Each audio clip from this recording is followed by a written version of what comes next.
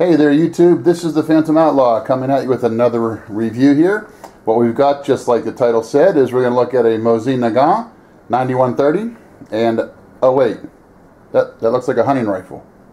Okay, I'm just messing with you. It actually is a Mosin Nagant. That's one of the ones that I have taken down and sporterized. We are going to talk about several more of the aspects of a real 9130 Mosin Nagant, but this one will show you what can happen with a little bit of time, a little bit of patience, and you get a pretty decent result out of it. It is now a deer rifle, hunting rifle, whatever you want to call it. I'm going to go into a little bit more details with it here for you in just a moment. But we are here to talk about the Mosin Nagant 9130 M44, which was the workhorse rifle or rifles for the Soviet Union, Russia during World War II. The 9130 was also very much involved in World War I and several other conflicts before, in between, and after. Really, the list is too numerous to go over right now, and there's a ton of stuff out there on YouTube, as well as obviously just the internet in general. A Google search will bring up thousands and thousands and thousands of listings for videos and just informational kind of posts and whatnot. So I'm not here to bore you with all of that. Well, hopefully not too much anyhow. But I do want to go over a couple things that I've worked on just to catch you up on what's going on here as far as Phantom Outlaw goes. So again, we're going to take a look at the Mosin Nagant 9130 and M44, and maybe a deer rifle as well along the same lines. Thank you. Alright, there we go. That looks a little bit better, wouldn't you say? So what we've got in front of us here are two Mosin Nagant rifles. The top one, the furthest one up there, also the much longer one, is the model 9130. Now I'm going to go over just some real basic stuff here to help answer some questions on this. Again, there's a lot more stuff out there on YouTube, and I'm not going to try to go over everything that every other video's covered 1,000 times. But real quickly, the 9130, where the name comes from, the original design comes from 1891. Yeah, 1891. That's a long time ago. The 30, when you see the model 91/30, this particular model was redesigned in 1930. So some 40 years later, there was a redesign. And then there were several smaller changes made from that point on. I'm not going to go over all of those. And then the smaller rifle, the one closest to the camera here, is the model M44. Now that was a carbine version, obviously much shorter. That was redesigned actually in 1943, but was rolled out formally in 1944, so that's the model M44. In between, there was a model M38, which was very much the same thing as the M44, except it did not have the attached bayonet, and that came out, there you go, you guessed it, in 1938. So we're not here to discuss the M38, we're here to discuss the 9130 and the M44. Alright, so I'm going to go over just a little bit of background on these two rifles. Again, much of this you're going to find very easily on the internet, but we're going to go over just a few things. The 9130, as I said, was designed in 1891 and it was built until 1930, and then that was the original design. The redesign, which this one's named after, came about in 1930 and was made until 1945, so a 15-year run of that particular rifle. And there were some 17.5 million of just of that model alone made. 17.5 million. That's a ton of those rifles. We'll get to some more information on that number here in a little bit. The caliber on both of those rifles, actually all of the Mosin Nagants, is 7.62 by 54R. And as we all know, the R means Russian. No, I'm kidding. That's not what it means. But a lot of people do think it means that. The R means rimmed. Well, what does rimmed mean? That's the cartridge itself. And again, there's a lot of videos out there on that, so I'm not going to bore you with the details, but look up the caliber and you'll see what the R stands for. So again, that's 7.62 by 54R for rimmed. Okay, again, we're still talking about the 9130 here. The overall length of this rifle is 48.5 inches. That's without the bayonet attached. You add that bayonet on, and the overall length grows to about 2.5 miles. It's a giant rifle. It's close to... It's over 5 feet, almost. It's pushing 6 feet with that thing attached. It's crazy. I'm not sure how those Russians were able to run around with those things in the battlefield, but it was standard procedure for the Soviets for a long time to have fixed bayonets. So it was not uncommon to see these rifles carried with those bayonets attached. There are many stories out there about when they were first sighted in at the factories, that they were sighted in with the bayonets fixed. So the accuracy may be off a bit if you take them off.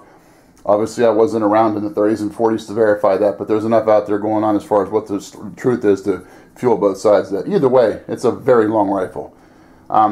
It has an internal box magazine with a capacity of 5. The weight of this one is 8 3/4 pounds. That does not include the bayonet.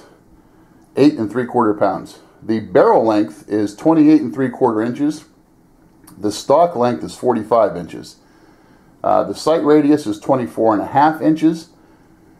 The cleaning rod, which is attached just underneath the barrel, is 26 1/4 inches. Alright, so again, I'm not going to go into all the details about where they're made and who made them when and different things like that in the arsenal marks. Most of them were made in the Izhevsk arsenal. This particular 9130 does not have a arsenal marking or stamp on it that is very clear at all. I don't see one at all. It's made in 1943. That's obvious, but where the arsenal mark would be, there, it's just plain. There's nothing there, so I'm not sure what that shows. Now, on the stock, there is the Arsenal Refurbish marks that are pretty standard with these rifles, but that doesn't tell you where it was made. That just tells you where it was refurbished. Sometime after World War II, when they packed it up, they got it all cleaned up. All the numbers are matching on that one, so that's encouraging.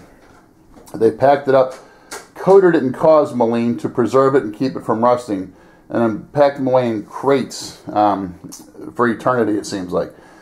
So again, most of them were made in the Izhevsk arsenal, but I don't know for sure on this one. The one that you saw earlier that I turned into the deer rifle clearly had the Izhevsk arsenal stamp on it. It was all matching numbers except for the bayonet, so that's why I chose to chop that one down to turn into a hunting rifle, because it did not have all matching numbers, it just had mostly matching numbers. Alright. Again, we talked real briefly a moment ago, 17.5 million of those rifles are made. Well, that's why they are as affordable as they are here in the United States now. When you have over 17 million of something floating around out there in the world, you know, you don't need to charge hundreds and hundreds and hundreds or thousands of dollars for it.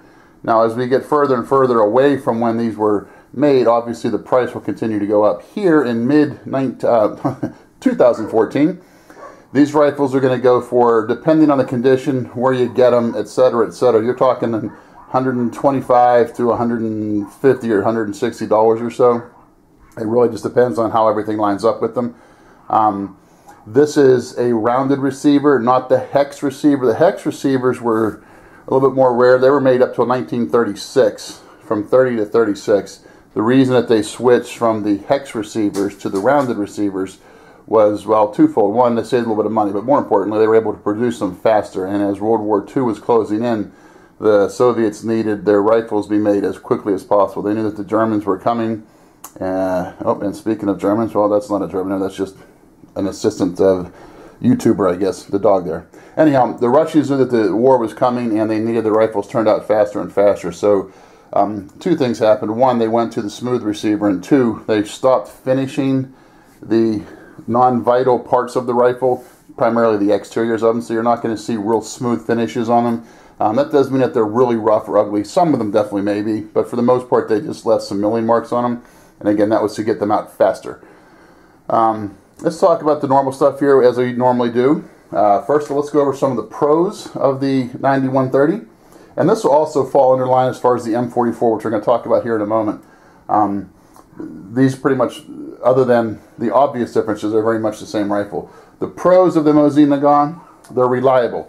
These were very, very simple to use rifles. They had to be. They were putting them in the hands of the Soviet peasants, literally coming off the farms to defend Mother Russia, if you will. And for the most part, these people were uneducated, untrained, had no idea how to operate a rifle, but they had to be taught how to use them and use them relatively efficiently and proficiently very quickly. So they had to be simple and easy to use. Another pro, cheap ammunition. The 7.62 by 54R round is the oldest round in use, still currently in use by militaries, and this round is still used. Some of these rifles are still in use by militaries, not formal militaries of a nation, but Certainly, if you look across Afghanistan right now, I'm sure you're finding some of these are being used by some of the rebels and whatnot. So it's still a currently in use caliber. And because of that, because it's been made for so long and for many years by the Soviet bloc nations, they're just untold countless cases of this surplus ammo, which you can see that green box there in the front. That's a box of 440 rounds. And depending, again, where you get this and when, but in mid-2014, you can get 440 rounds for less than $100. I think that one was $85. I've seen them as low as $75 and probably even cheaper depending how far back you want to go. It's just crazy cheap. You're talking, if you get a good deal, 20 cents a round. If you get a decent deal, maybe 22 to 26 cents a round, etc., etc. Now this is military surplus ammo, and as such, it is corrosive. You can find non-corrosive ammo in the 32 to 38 cents range, which is still pretty inexpensive. And then, of course, you can also go out and buy Winchester 7.6 2x54 rounds to do some of your deer hunting with, and that's going to cost you $28 to $30 for a box of 20. So that's over $1 a round. And there's also other options in between as well. But the ammo is still very, very cheap, especially right now if you find some good deals on those Spam cans, as you see in front of you. Cheap ammo. All right, how about historical? I think many of you out there have probably seen the movie Enemy at the Gates. That's the most recent, most famous, most popular movie that really involves the Mosin Nagant, but by no means is it the only one. And it's not historical because it was in a movie. That movie was loosely based on real events, which is where the historical element comes into play. This is the rifle that allowed the Soviet Union or Russia to basically defeat the Nazis and Hitler and Germany in World War II. 17.5 million of these things were produced, and all the ones made up to 1944 were almost certainly issued and in use in the war. Once you get to the ones made in late 44 and into 45, they were possibly issued and possibly deployed. There's really no way of knowing for sure on any of these, but the likelihood of the ones made prior to 1944, if they were actually used in the war, is pretty realistic. Very, very likely, to say the least. That's part of the historical value of them. The simple process of using them, their actual application and use in world history, and the fact that there were just so dang many of them made, I think really allows them to be considered a very historical rifle. Another pro for them is, well, they're just plain fun to shoot.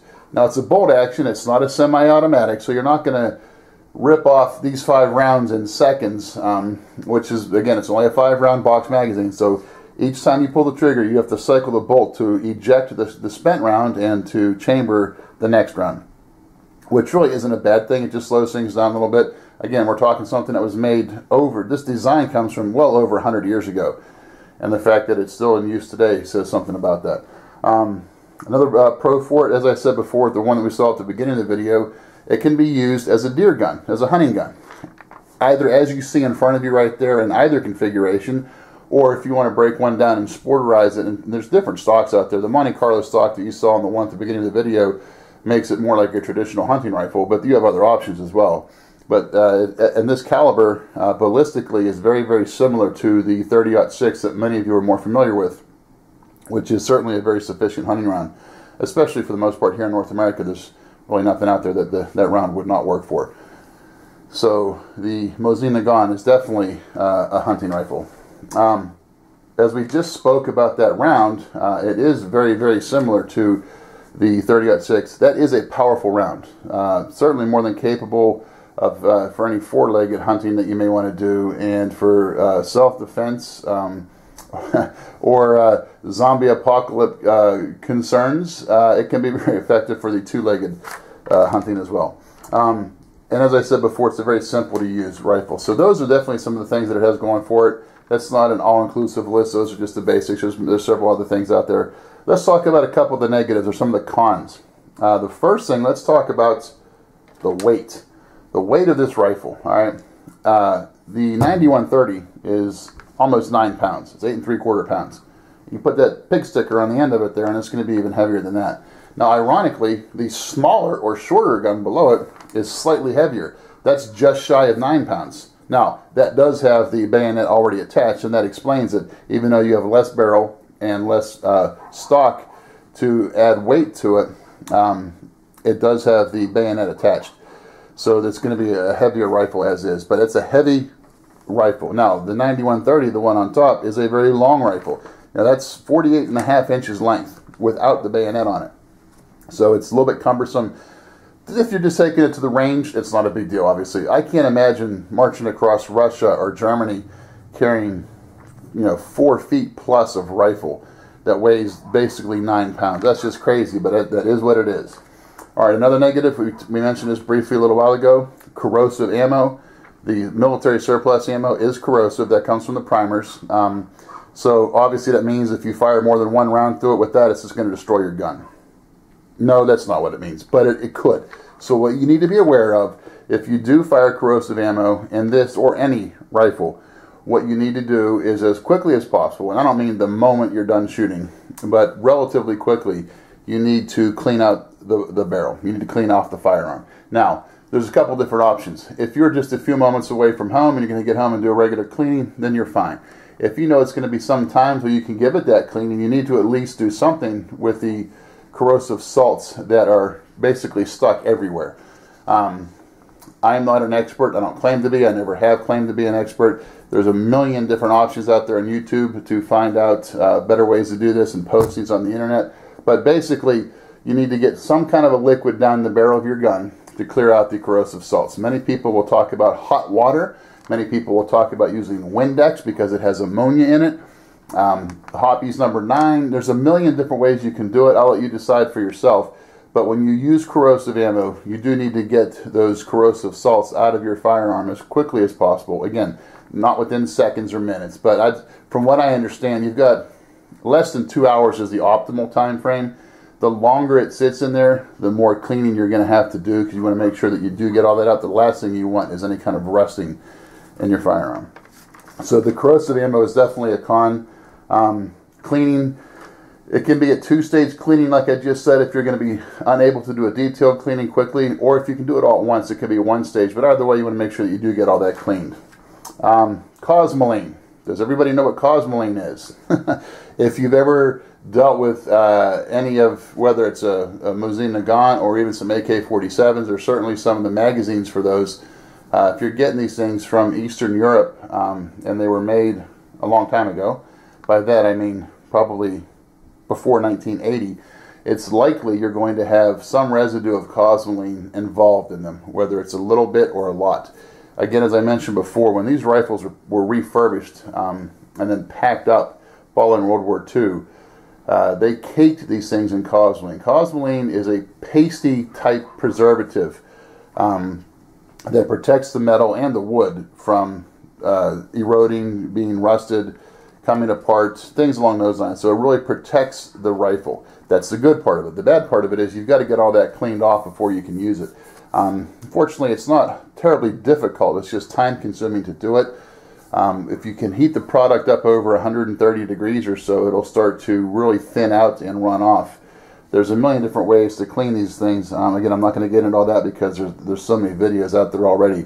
But removing the Cosmoline is a very time-intensive project, especially to do it correctly. If you don't do it completely, then you're going to have an issue down the road, and I'll come to one of those potential issues here in a moment. Let's talk a little bit more about some of the cons. The recoil on these, well, as we said before, this is a similar cartridge to the 30-06. If you've ever shot a 30-06, then you understand what I'm talking about. If you have not fired a 30-06, well, it's a pretty powerful round.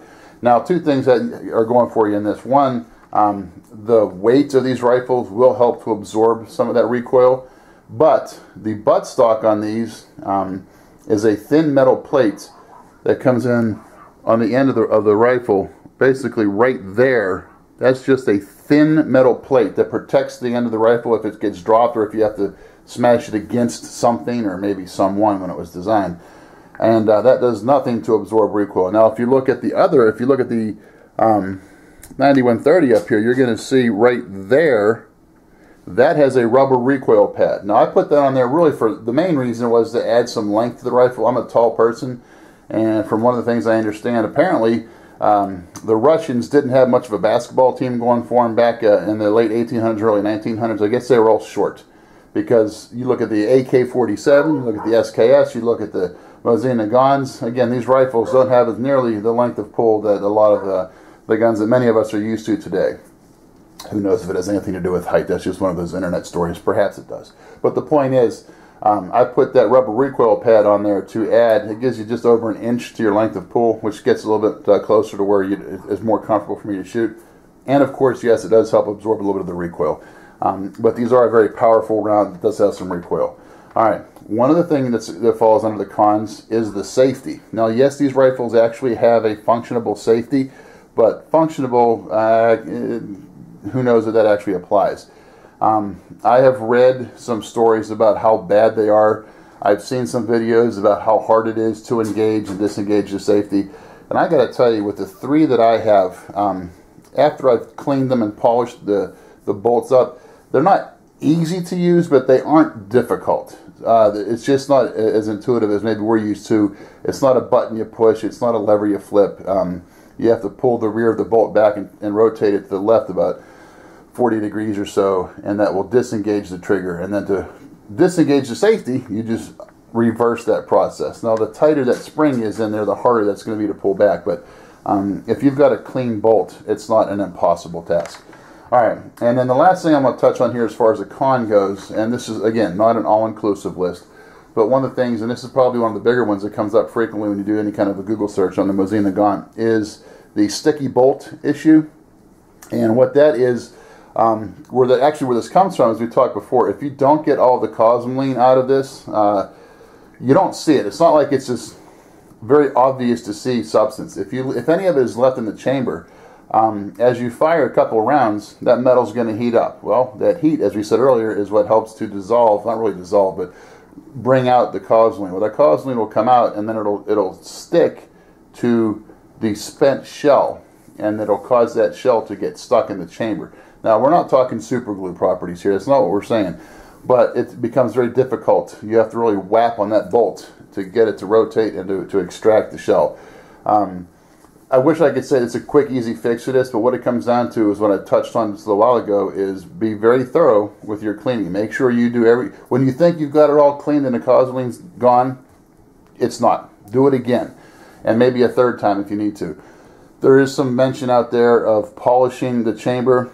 What I did with mine is I just got a 20 gauge shotgun brush, put it on one of the cleaning rods, put that in my drill, put some polish in there, and went at it at a lower speed for probably 3 or 4 minutes, constantly cleaning off the brush and applying more of the compound. I have not had the sticky bolt issue with mine. Maybe it's because of that. Maybe it's because I did a good job cleaning. Maybe it's a combination of the two. Maybe I just got lucky. Who knows? But the sticky bolt issue is definitely something that you have to be aware of. All right. One other quick note I want to add as far as this, I don't think this would be a con, or that's not necessarily a pro either, but it's something to be aware of. Dealing with these guns can be a project.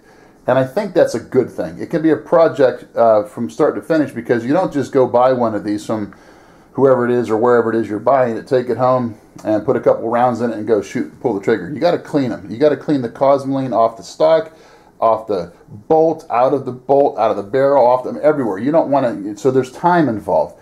When you're cleaning, you also want to check and see if there's any issues as far as, is there some surface rust you have to deal with? Is it worse than surface rust? Is there pitting? Now, check the headspace. Make sure it's a safe gun to shoot. Make sure that the firing pin is adjusted to the proper length. And then one of the tools you get with that, with the cleaning kit, will help you out with that. Again, I won't go into all those details. But it's a project gun. Are you going to leave the stock as it is and just clean off the Cosmoline? Or are you going to refinish the stock? Well, as you can see, hopefully you can see in the video with these two stocks, I refinished these. They weren't in horrible shape, but they were in bad shape. And by that, I mean the shellac that was on them was cracked in many places, scratched off. There were some light gouges in the finish. It wasn't horrible, but it was bad enough that I was not happy leaving it as is. Again, I'm not trying to have these be museum relics that look just like they stepped off the battlefield in 1942 Stalingrad. That's not what we're talking about here. My decision was to get them refinished so that they still retain their authenticity as far as general appearance, but that they are pleasing to look at, and they're still shootable and fun to work with. So that's something else to be aware of. So the project gun aspect of these can be small or great. The third one, which you saw quickly at the beginning of this, that was a whole different type of project to turn that into a deer rifle. I cut the barrel down, recrowned it, really, and actually to take, and as you saw, the barrel looks like it's a stainless barrel. I've had people, when I take it out to the range, when they find out that it's a Mosin Nagant, they say, I've never seen a stainless steel barrel in Mosin before. Well, it didn't start out that way. Again, that was a 1943 also. Because of that, it was not finished, exterior was not finished as they would have been otherwise. So there were several mill marks on the barrel, and I used several different grades of sandpaper and whatnot to remove as much of that as possible. I knew it was not going to be totally smooth. That wasn't a goal. I just wanted to get it as close to that as it would allow. Well, then I ended up polishing the barrel. So that was, and I decided, because that wasn't the whole barrel that I was working on, but it was a fair amount of it, I just decided to go ahead and continue polishing the remainder of the barrel. And because of that, I then went ahead and really polished the bolt to a mirror finish. Again, that was not the way it would have been when it was issued in 1943, but that's the appearance that I ended up going for. It helps the bolt operate a little bit smoother, yes, but it also looks a lot nicer. Not sure what Bambi will think of it with the sun glinting off of it out in the woods, but that's not a concern of mine. Again, it was more for the appearance. So the project aspect of the gun is huge. All right, so those are pros, cons, and notes on the gun. The other one I want to talk about real quickly, we're just going to summarize the M44. Again, that's the smaller one there in the front. Those were made from 1943, even though it's an M44. They first were made in 1943, but not very many of them, through 1948. That particular one there was made in 1944. The overall length on it is 40 inches, so it's 8.5 inches shorter than the 9130. It also has a 5-round box magazine. As I said, because the bayonet is attached to it, it is 9 pounds, just a hair under 9 pounds. The barrel length is 20.25 inches, so that's 8.5 inch shorter barrel. That does a couple things. Obviously, it makes it a lot shorter gun, but you're going to get big fireballs out the end of that gun when you shoot it. It's also going to increase the recoil a bit because it is a carbine length, so you're going to get a bit more powerful round. It's the same bullet you're shooting, but the felt recoil will be more powerful. The stock overall length on that is 36.5 inches, so you're talking about 9 inches shorter there. Sight radius is 16.5 inches, so again, 8 inches shorter there. The effective range on these, or at least as far as what you've read, people will say out to 500 to 600 meters. Further than that, up to 2,000 meters if you have a scope. The rear sight on the 9130 is metered up to 2,000 meters. The rear sight on the M44 is only up to 1,000 meters. So they understood that it was going to be a less range style rifle. The cleaning rod on that one is 17.5 inches. So again, we're talking about 9 inches shorter there, 8 inches shorter. That one was made in Chevrolet, the Arsenal. There were 7.5+ million of those made. So just between those two rifles, the 9130 and the M44, you're talking 25 million plus rifles were made. Probably a little bit more than that. You factor in the M38s, which was only a hand, I think it was 4 or 5 million of those, or fewer, were made. And then you also want to talk about the Type 53, which to further confuse things, the Type 53 was basically the M44 that was made in China after World War II. And there were untold millions of those made by the Chinese. Almost identical gun, just was made in China. And I don't believe that one had the bayonet on it. So there were just millions and millions and millions of these rifles that were produced and then created up and stored for decades. And just here in the last 20-some years, they're finding their way imported into the United States. And sold everywhere. You can buy them by the crate, you can buy them individually, you can pick through them, and there's certain things you want to look for, and again, there's already a bunch of videos out there for that. Matching serial numbers is one where to start. Has it been counterbored? Almost all of them have. If you find one that's not counterbored, that's something to keep an eye out for. The hex receiver, something else to keep an eye out for. The condition of the wood, all those different types of things. So lots of things to look for. So Anyhow, millions and millions and millions and millions of these rifles are made, which helps them to be a cheap price choice right now, not a cheap quality rifle. These are good quality. They shoot well. They're fun to shoot. They've stood the test of time. They're 70 years old right now as we're looking at these. Just fantastic rifles. So I appreciate your time with that. I'm going to, just to show you real quickly, with the hunting rifle version that we've got here, as I mentioned just a few moments ago, the bolt on this one has been polished.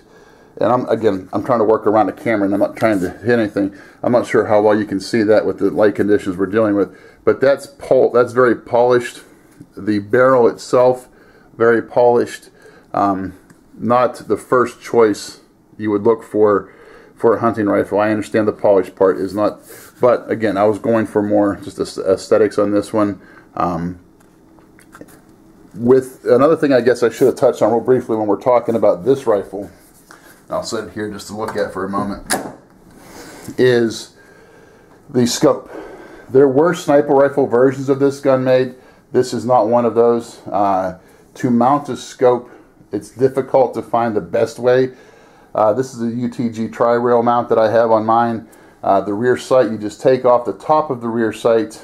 I won't bore you with all the details. That's affixed. I've had no trouble with it. It still holds center. It works great for me. But it is a long eye relief scope, so it's more like a scout scope. You can't, with that setup, you can't get your eye right behind the scope. You need to leave room for the bolt to be worked. So you have to maintain the scope where it is. Yes, there are versions with a bent bolt that have the scope mounted much further to the rear, which allows a more traditional use of the scope. That's not the way that I went with this one. Again, that was by choice. So to wrap this up real quickly, these are 3 Mosin Nagants. You got the top one, the long one, the bottom one, which is the sporterized. Those were 9130s. The one in the middle is the M44. I've had lots of fun working with these. Again, it's time-intensive work, so don't expect it as something you're going to knock out in a day or two. It's going to take day after day, especially when you're talking about letting the finishes dry and the oil set in and whatnot. If you've got any questions on how I did it, let me know and I'll see if I can get back to you on it. But I didn't want to spend a time to make another video on how to refinish a Mosin Nagant when there's already hundreds of videos out there. But if you have questions, let me know. I hope you're all doing well, and I appreciate your time. Take care. Okay guys, I just wanted to show you some close-up video of the rifles to help head off any particular questions that may pop up. Again, this bottom one here is the sporterized version. It is, I cut off 4.5 inches off the barrel, so this is now a 24-inch barrel. I did that because if I decided I wanted to go shorter, I can always do that at some point, but if I cut it too short, wanted to go longer, that'd be some pretty special super glue. So I decided to go with a longer barrel to start off with. Again, the bolt, again, I'm not sure how obvious it is, but it is very shiny, mirror-like finish. And you'll be able to see it works as I'm doing it with one hand. This is a very simple bolt and clean bolt to slide. So that's what we're dealing with. Very, very smooth bolt. Alright, the next one, this is the M44. We'll start, I guess, from one end and just kind of work our way down to the other end. And I did extend the bayonet on this one just for this video. This bolt, I cleaned it up. It wasn't really dirty to begin with. Actually, there was almost no rust. But I did clean it up and polish it just a little bit to help ease with the operation. Again, one hand.